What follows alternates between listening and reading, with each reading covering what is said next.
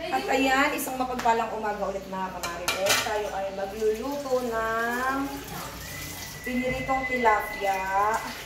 At dahil wala tayong gulay, tayo ay nabitas ng talbos ng kamote sa harapan ng bahay. Shoutout po sa may-ari at nagtanim. Kumuha po ako ng talbos ng kamote. Ayan. At dahil wala din tayong kamatis, dahil sinisipag pa tayong pumunta ng palengke, ang magiging sausawan lang po natin dito ay labanus at sibuyas. Yan, tapos lagyan natin ng sili para masarap.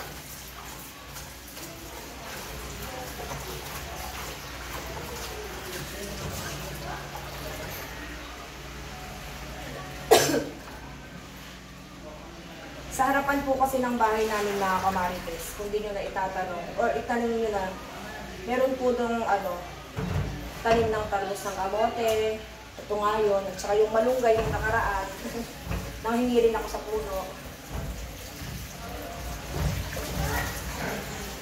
Yan, ibababad lang muna natin siya bago natin siya ipirito din.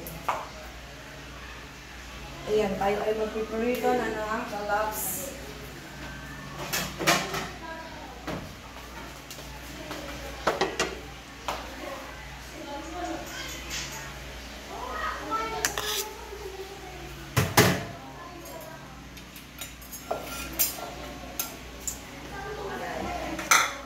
Ito ang tilapia natin.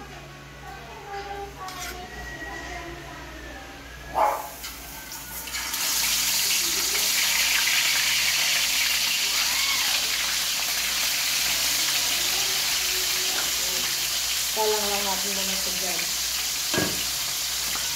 Pabayaan lang natin siyang maluto ng 4 to 8 years.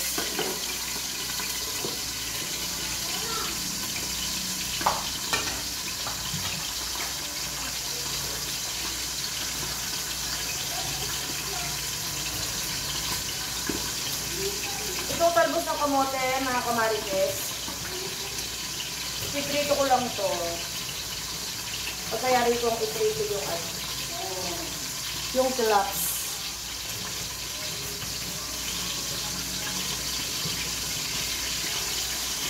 Fresh from kapitbahay.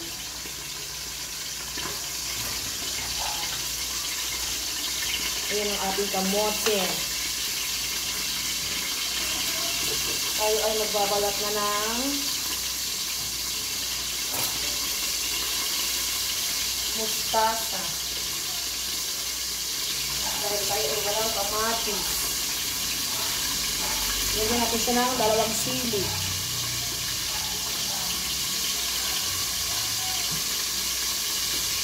Yung mustasa ko mga kamarites, ano na yata ito? Kalahating buwan na sa rin. Mas malambot pa sa akin.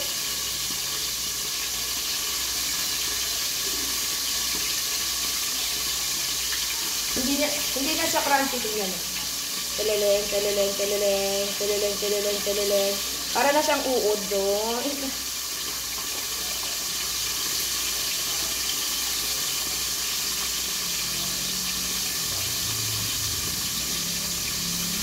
Dapat may electric pan dito.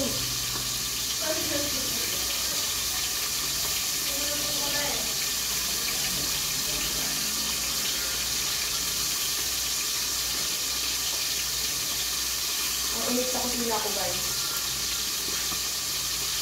Basta na ang aking gilig-gilig sa tawid.